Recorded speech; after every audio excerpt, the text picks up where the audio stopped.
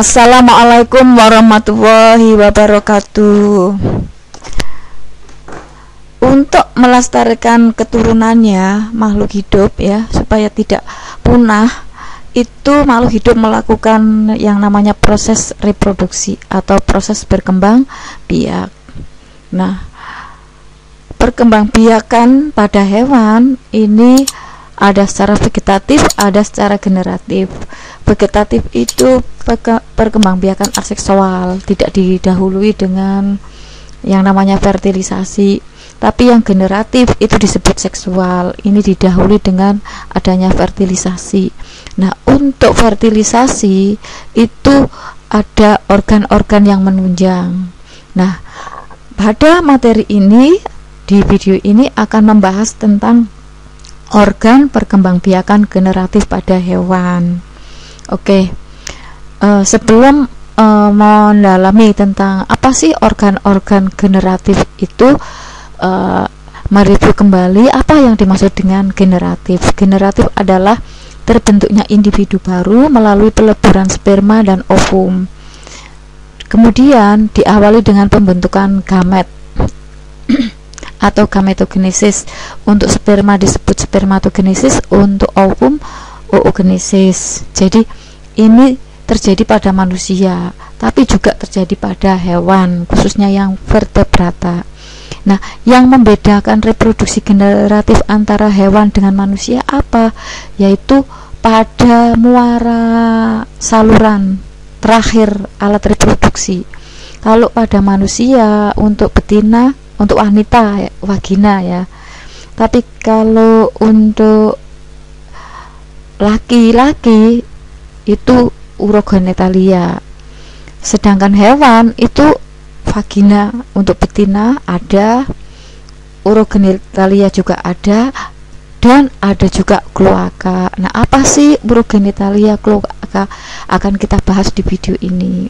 Kemudian yang membedakan reproduksi generatif antara manusia dengan hewan adalah tempat berlangsungnya fertilisasi, dan yang pasti hasil keturunannya ini disesuaikan dengan jenis makhluk hidupnya. Oke, di video ini akan membahas organ reproduksi pada hewan, khususnya hewan vertebrata. Vertebrata ini kan ada 5 kelas: Pisces atau ikan, amfibi katak, reptil melata, aves itu burung, sedangkan mamalia kelompok hewan menyusui. Kita mulai yang ikan. Perhatikan di ikan, ini adalah ikan jantan. Pejantan itu ada gonad, kemudian ada lubang kelamin ya, kemudian ada lubang kemih, itu dijadikan satu, berarti urogenital untuk jantan. Oke, karena berhubungan dengan lubang kemih berhubungan dengan ginjal itu ya, jadi itulah yang namanya urogenital. Muara terakhir itu saluran dari kelamin dan ginjal. Oke, yang betina. Kalau betina, ovarium, perhatikan ada saluran sendiri,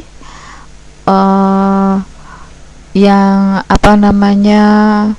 urin juga ada sendiri. Jadi sendiri-sendiri, bukan urogenital. Untuk yang ikan betina bisa lihat di ini skematisnya. Yang atas jantan itu dari testis, kemudian saluran sperma. Nah, di situ nanti menyambung dengan saluran dari ureter, itu baru urogenital. Tapi untuk yang ikan betina, ureter ada sendiri, ovarium, saluran ada sendiri. Itu jadi sendiri-sendiri ya. Oke, ini bisa kalian perhatikan bagian luarnya. Di lubang sperma atau urin, lubang sperma dan urin maksud saya, itu jadi satu, makanya urogenital. Tapi untuk yang betina, urin ada sendiri,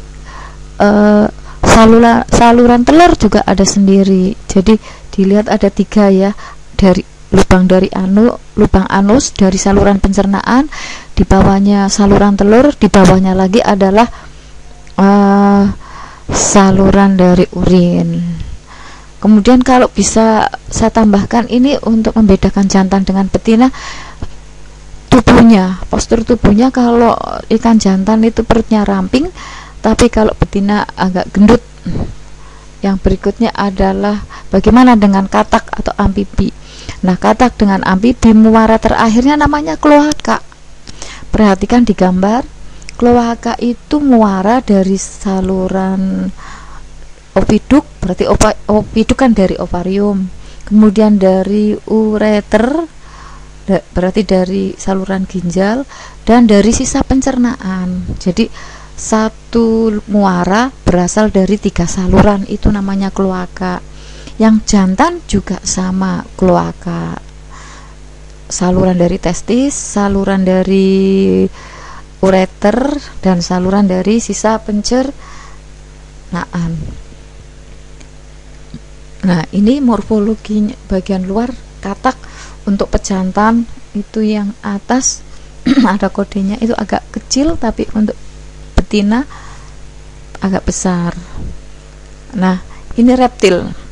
Reptil juga sama, kloaka. Untuk yang betina muara dari 3 saluran, tapi untuk pejantan ada tambahan sedikit, yaitu ada alat menyerupai penis yang berfungsi untuk menyalurkan sperma dari induk jantan ke induk betina dalam bentuk hemipenis. Jadi di dalam kloaka ada nama hemipenis untuk reptil, kelompok hewan melata. Yang berikutnya, aves atau burung. Di betina ada kloaka, itu dari oviduk, ada dari uterus, maaf ya, jadi dari oviduk itu dari ovarium, kemudian ada ureter. Nah, di sini saya jelaskan oviduk pada burung yang sebelah itu menyusut, saluran kloaka ya yang betina. Yang pejantan juga sama, kloaka itu muara dari 3 saluran, bisa kalian lihat. Yang berikutnya untuk mewakili, ini sapi untuk kelompok mamalia. Yang betina mulai ya hampir sama dengan manusia, ada ovarium, tempat prosesnya pematangan sel telur. Kemudian kalau sudah matang dipindah ke oviduk. Di situ nanti kalau ada sperma terjadi pembuahan. Kemudian hasil pembuahan zigot nanti akan ditanam di uterus. Nah, uterus nanti ada lanjutannya menuju keluar, itu ada serviks, ada vagina, ada vulva. Ini untuk betina. Untuk yang jantan itu ada 2 bagian. Bagian luar atau eksternal itu berupa penis dan skrotum. Kemudian yang bagian dalam atau internal itu ada gonad atau testis, ada saluran atau tubulus, ada kelenjar-kelenjar aksesoris. Baik, kita ini gambarannya ya. Untuk yang lebih jelasnya ini, coba perhatikan yang bagian luar, ada skrotum yang membungkus penis itu. Ini yang bagian luar ya, sorry ya. Skrotum itu yang membungkus testis, dan penis ini yang bagian luar. Yang bagian dalam itu ada testis, ini yang dibungkus oleh skrotum itu ya. Kemudian salurannya apa saja? Perhatikan ada epididymis, dilanjut perhatikan ada vas deferens, terus ada uretra, ini salurannya. Kemudian yang aksesoris ada vesika seminalis, ada prostat, ada koper. Itu ya saluran organ-organ yang mendukung alat kelamin pada mamalia. Oke, sampai jumpa pada video berikutnya. Mudah-mudahan video ini bermanfaat, khususnya siswa kelas 9. Terima kasih. Wassalamualaikum warahmatullahi wabarakatuh.